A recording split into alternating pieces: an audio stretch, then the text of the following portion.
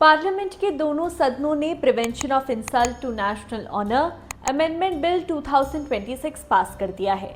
अब राष्ट्रीय गीत वंदे मातरम को भी नेशनल एंथम के बराबर का कानूनी सम्मान और सुरक्षा मिल गई है। आइए इस गीत की कहानी और ये नया कानून दोनों जानते हैं। 7 नवंबर 1875 को वेस्ट बंगाल के चिंसुरा में बंकिम चंद्र चट्टोपाध्याय ने वंदे मातरम की रचना की थी, जिसमें कुल 6 स्टैंजास थे।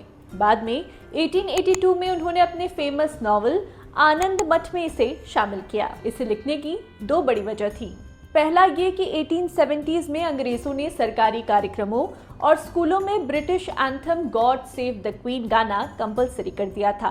बंकिम चंद्र, जो खुद एक डेप्यूटी कलेक्टर थे, इससे काफी आहत हुए।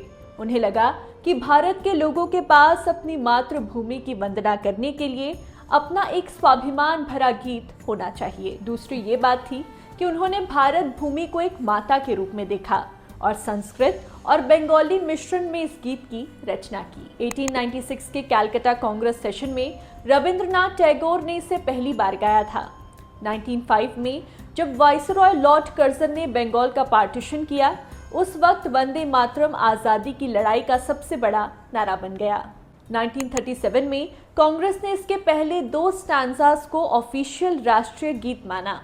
फिर 24 जनवरी 1950 को कॉन्स्टिट्यूएंट असेंबली में डॉक्टर राजेंद्र प्रसाद ने इसे राष्ट्रीय गीत घोषित किया। इसी साल फरवरी 2026 में मिनिस्ट्री ऑफ होम अफेयर्स ने वंदे मातरम के सभी 6 स्टैंजास को ऑफिशियल प्रोटोकॉल में शामिल करने का आदेश दिया। पूरे 6 स्टैंजास को गाने का फिक्स्ड टाइम 3 मिनट 10 सेकंड तय किया गया है।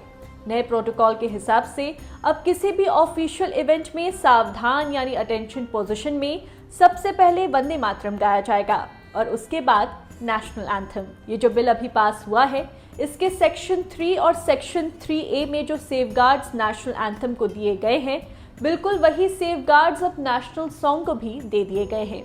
यानी अगर कोई जानबूझकर इन्हें गाने से रोकता है या असेंबली में डिस्टर्बेंस क्रिएट करता है, तो सेक्शन 3 के हिसाब से 3 साल तक की जेल, फाइन या दोनों हो सकते हैं। और अगर कोई इसमें एक बार कॉन्विक्ट हो चुका है और फिर से ये ऑफेंस दोहराता है, तो सेक्शन 3A के तहत कम से कम 1 साल की सजा तो तय है।